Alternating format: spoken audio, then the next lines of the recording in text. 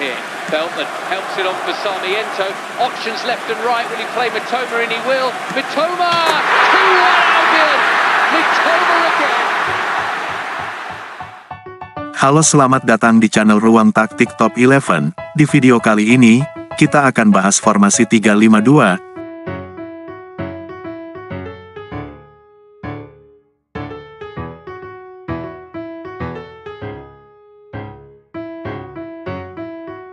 Seperti apa kelebihan dan kekurangannya, serta pemain seperti apa yang dibutuhkan, dan bagaimana taktik yang cocok ketika kita menggunakan formasi 3-5-2 ini. Let's go, kita bahas sama-sama.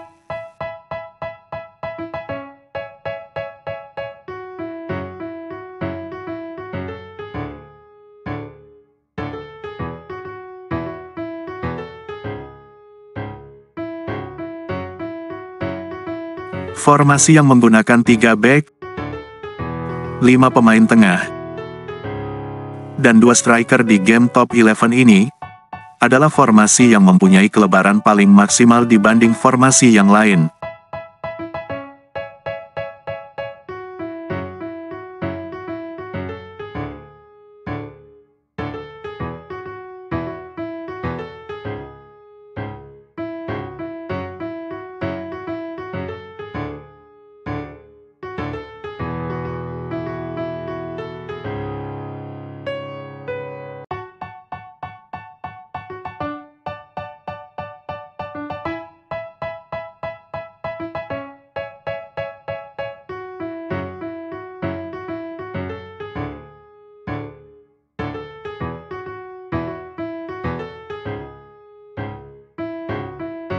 Karena bentuk garis antar lininya tidak mengalami perubahan ketika game berjalan, yaitu tetap 3-5-2.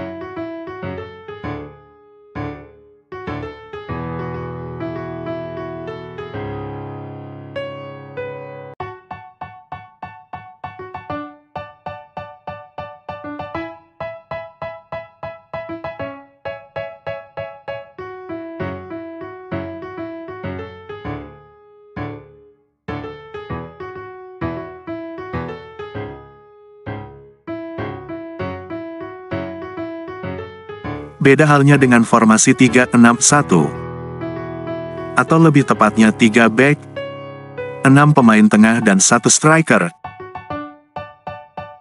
yang bentuk garis antar lininya akan berubah menjadi 3-4-3 ketika game berjalan.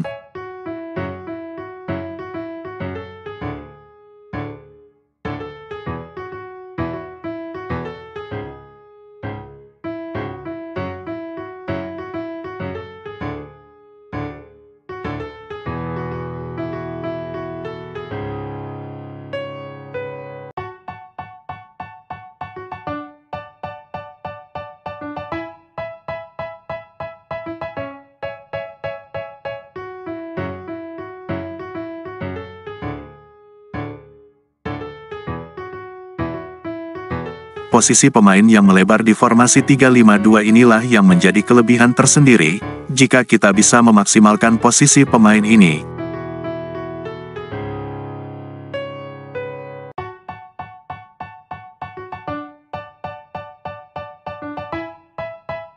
Dan salah satu cara untuk memaksimalkan posisi pemain di formasi 3-5-2, adalah memfokuskan umpan dari kedua sayap, dan menggunakan umpan panjang.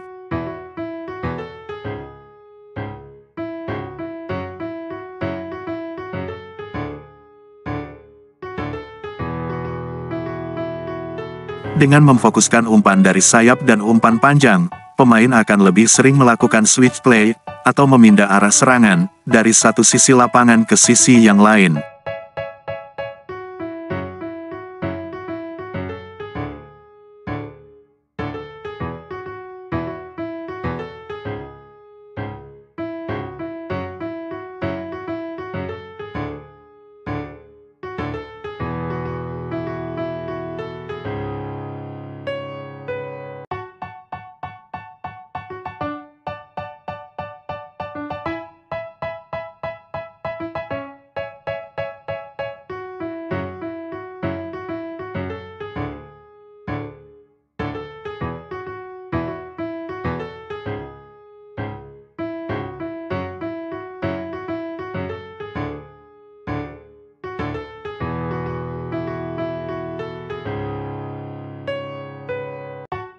Seperti formasi 3 back pada umumnya, posisi 3 back di belakang akan cenderung merapat di tengah meskipun menggunakan DR dan DL.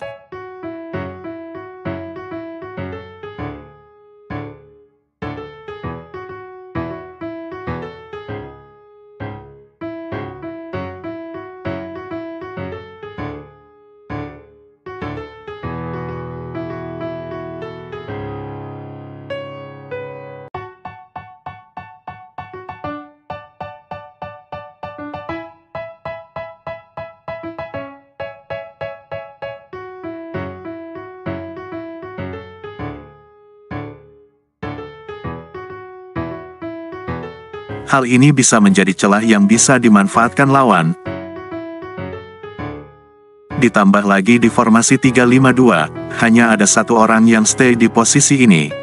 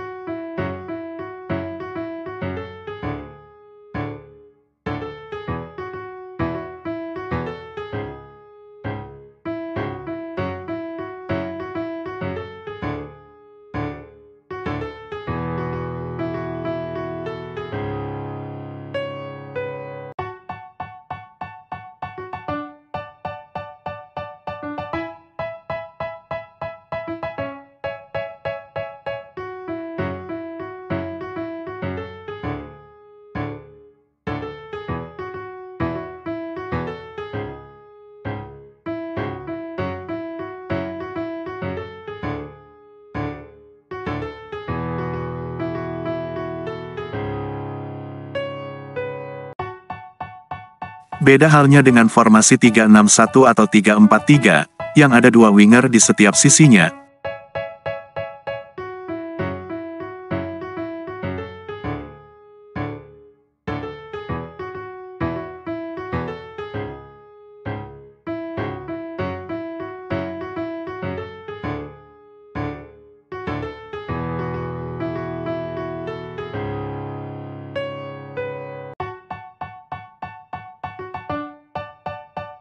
Jadi intinya, sisi sayap bisa menjadi kelebihan sekaligus kekurangan dalam formasi 3-5-2.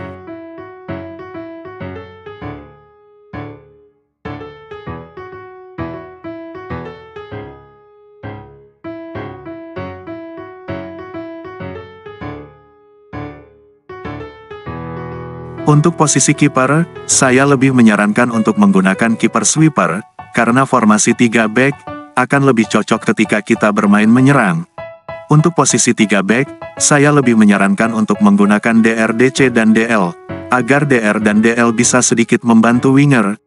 Untuk gaya main DR dan DL, saya lebih menyarankan untuk menggunakan gaya main back sayap dibanding back sayap serang, karena fokus 3 back di belakang adalah bertahan. Untuk gaya main DC, no-nonsense DC adalah gaya main paling cocok. Untuk lini tengah, jika kita menggunakan DMC, saya lebih menyarankan untuk menggunakan gaya main gelandang perebut bola. Jika kita menggunakan MC, saya lebih menyarankan untuk menggunakan gelandang box to box, agar lebih bisa membantu dalam fase bertahan. Untuk sayap, saya lebih menyarankan untuk menggunakan gaya main pemain sayap, karena fungsi pemain sayap di formasi 3-5-2 adalah menjaga lebar lapangan.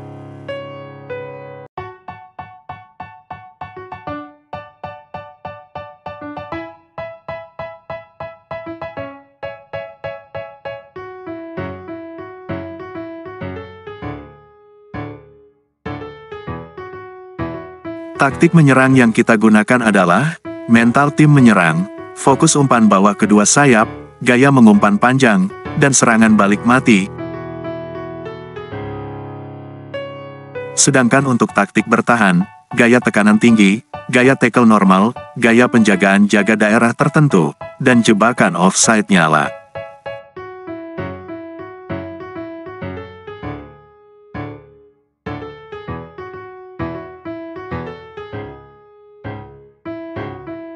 Jika kalian punya pendapat lain mengenai formasi 3-5-2 ini, silahkan tulis di kolom komentar. Dan jika kalian suka dengan video ini, jangan lupa like, subscribe, komen, dan share video ini, agar channel ini bisa berkembang.